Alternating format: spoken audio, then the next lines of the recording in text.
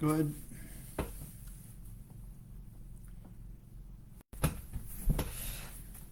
Good morning, Tony Datino. Working through the month of July rather quickly. Monday, Wednesdays, and Fridays come and go pretty fast, and the weekends seem to go even faster. But I've been doing more and more of my Live with Tony's on the Monday, Wednesday, Thursday, Friday mornings, as my afternoons seem to just go by so quickly. Uh, Sometimes I forget to do one, so I want to always make sure it's a Monday, a Wednesday, Friday, and here I am with Live with Tony. And today, I just found it really interesting that in my mail I received a Smithsonian Presents, and I found it interesting that they had brain power starting now, ways you can boost your brain power. And it just so happens, I totally agree with what they're suggesting here with a few ads that they have that I think are obvious to us, but they talk about 6 things that you can do that totally parallel and match up to our course on 6 key factors for long-term brain health and mental fitness. So I wanted to just go back over these. You've heard me do these before, but I think it's worth it now that the Smithsonian thinks that that is it, and it has brain power now to go over them. One starts with use it or lose it. We've been talking about learning new experiences and learning new things that we can build on. And maybe in this case, they suggest maybe try piano lessons or a foreign language or play a card game like bridge or learn some new computer skills.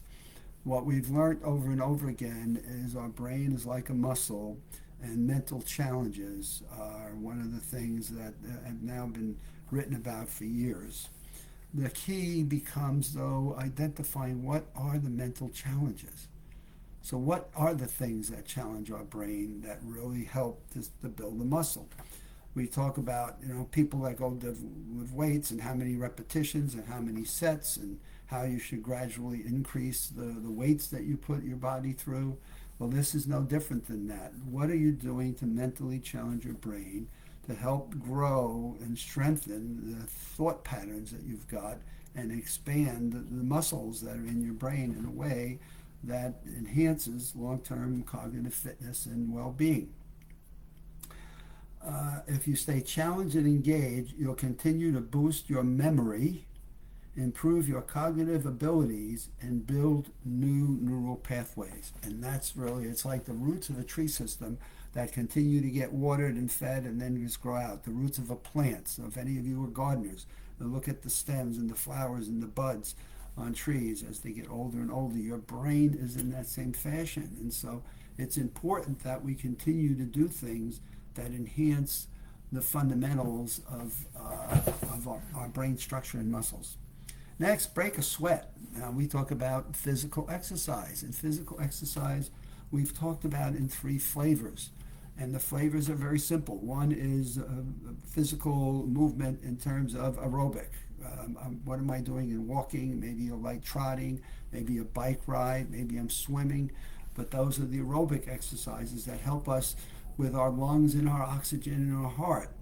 And so what physical exercises are we doing that generates increased oxygen coming in through our brain, since our brain is consuming about 20% of it? Boy, it's important to have a high octane fuel system.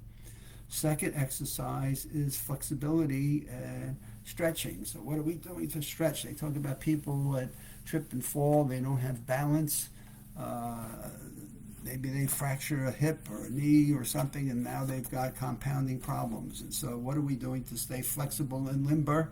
And third, what are we doing in terms of some mild weightlifting? So our muscles realize that, hey, we're still working, we're still alive, and we can handle lifting up a grandchild, or we can handle lifting up a bag of groceries and not strain our back or pull a muscle in our body somewhere. So exercises that use your arms, legs, swimming, running, power walks are best.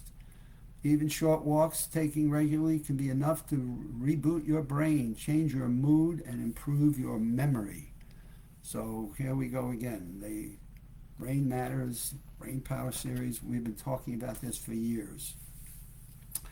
What about your foods, your nutritional habits? So in this case, they talk about fuel up with brain foods, fresh fruits, vegetables, whole grains. We've heard this from our cardiologists.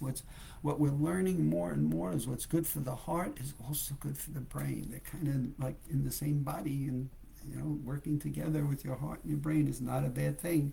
And we certainly have heard from our cardiologists or our internists, healthy foods, lean proteins, and the right kinds of fats impact your body's whole system, its heart and its brain, including memory and lowering the risk of dementia.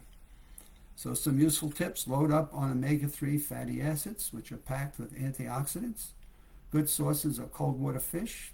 I don't know if you like fish or not. A lot of people don't, but salmon, tuna, halibut, trout.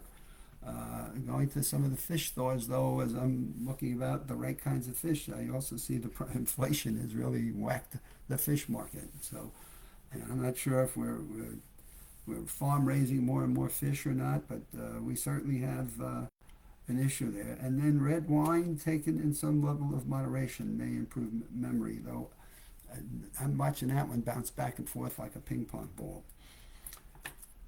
Number 4, getting enough sleep. Most adults require between 7.5 to 9 hours of sleep. If you consistently miss your sleep zones, the majority of folks classified as sleep, I just want to turn this page, deprived. Even skipping a few hours for one night makes a difference. Memory, creativity, and problem solving, critical thinking may all be compromised when you miss that sleep on the next day. You may lose your focus. You may not have your full attention. You may not be engaged with the energy and the passion and the excitement that you may need to have to deal with life's creativity and challenges or problem solving that you may want to have. So you may not be operating at full capacity. You want to reverse the pattern of too little sleep by maintaining a regular sleep schedule. And we all know that this seems to be so pragmatic and practical. But how often do we try to get to a sleep schedule, but then you lay in bed and you say, well, I'm supposed to be in bed here by 10 o'clock or 11 o'clock, and I'm just not tired tonight. So, what can you engage yourself that might be relaxing? Think about what sets you off that may have your adrenaline flying. What I always try to do is by 8 o'clock, I stop taking phone calls. By 9 o'clock, I don't look at emails anymore. And after 6 o'clock, I don't listen to any news. So I've just tried to do some things that can make a difference in getting useful sleep. And then trying to have a regular sleep 11 o'clock and then getting up somewhere in the 7 o'clock in the morning range, unless I've got engagements or things to do. And I got to get up a little earlier. And maybe that night I try to get to bed a little bit sooner. Approximately the same time each week, avoid big meals and caffeine for at least 2 hours, and certainly they've been talking about not physical exercise. Even though most of us are dedicated to digital devices, if you can shut them off an hour before bedtime, it's not a bad thing for you. And so how many people are still looking at their iPhones and messaging and texting and things and thinking, well, I've got to get one more thing done, and one more thing keeps the adrenaline going, keeps the brain energized and engaged, and now you got to quiet it down.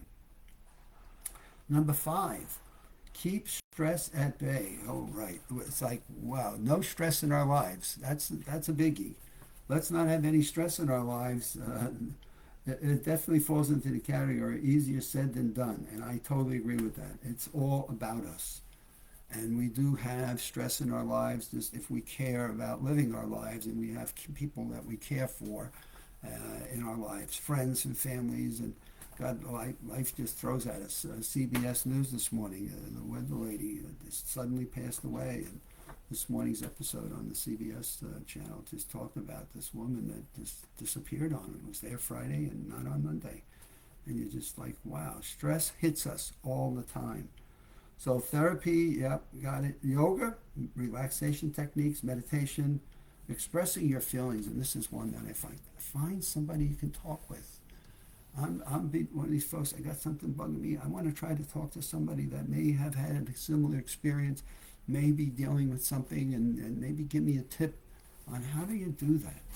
How did you do it? What are any techniques or skills or hobbies or friends or people? How did you go about handling some of the challenges that you've had in your life? And boy, you can learn some really, really great things and really find out from other people. They're a great source of learning. And so let's be the last one, and it talks about is spend time with friends. So number 6, spend time with friends.